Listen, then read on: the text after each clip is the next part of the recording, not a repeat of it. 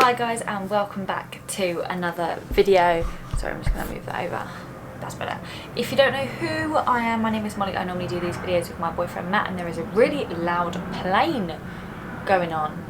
It is much later on in the day now. It's 8 PM tonight, and there is a big football match on, so Matt is downstairs watching that, and I just thought that I would get through some of the messages that you guys have sent us as we are going to be going away in the UK based travel. We need to have some videos because we might not have any internet, that's a clue. So if you want to check our Instagram at Dublin Travel and follow our YouTube at Dublin Travel, you can keep up to date with what we get up to. Make sure you subscribe, and if you enjoy this video, drop it a huge thumbs up. Today's video is really funny. Indian states which are richer than European cities. I can't believe that this even has to be a shocking video, but I know that I will be shocked, if that makes sense. So yeah, we might as well get into it. My camera actually is flashing red. Why does it always do this to me? I'll just change that. Okay, I'm back, and that should be better. But anyway, let's get into today's video.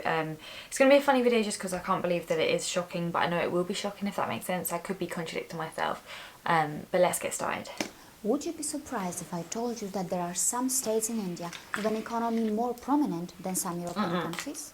And do you know that even in per capita terms, some states in India are already doing better than many European countries? The highest which upcoming states and economy the or Union something. territories We've are seen it in the one of the richest in India? videos. Let's start this right away. In terms of GDP per capita, Puducherry, an Indian Union territory, sits at the 6th position.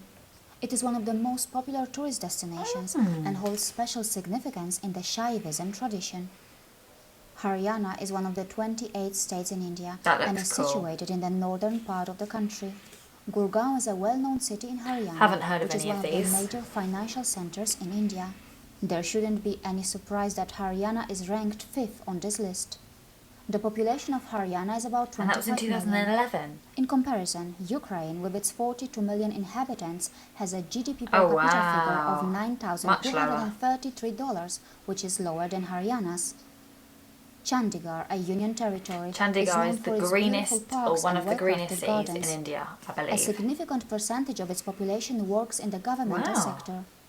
The economy of Chandigarh is dependent on its industrial, animal husbandry, fishing, agriculture, IT and tourism sectors. 16,000. In this list, Chandigarh holds 4th place. Sikkim is a small paradise that is situated in the northeastern region of India. It is the world's first 100% organic state and has become the role model for the world at large in terms of organic farming. In this list, Sikkim holds 3rd place. It should come as no surprise that Delhi, the capital of India, is on this list as well. With more than $20,000 of GDP per capita in PPP terms, it appears to be in a better position than the European nation Serbia. In comparison, Serbia, whose population is 7 million, has a GDP per capita figure of only $17,434. Goa has the highest GDP per capita in India. That doesn't surprise me because of how many tourists go. An Indian state is all set to overtake the GDP per capita figures of Portugal, a country that once colonized Goa.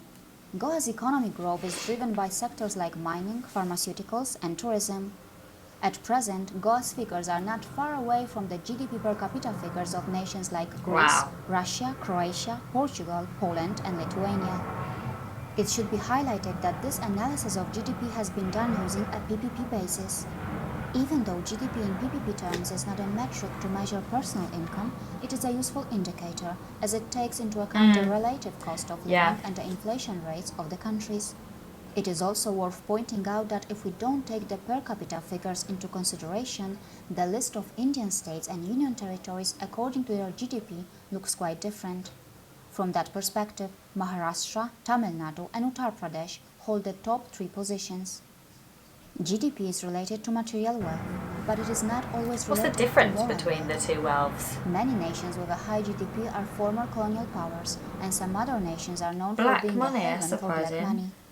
Many nations with very high GDP per capita figures are also the major global tax havens.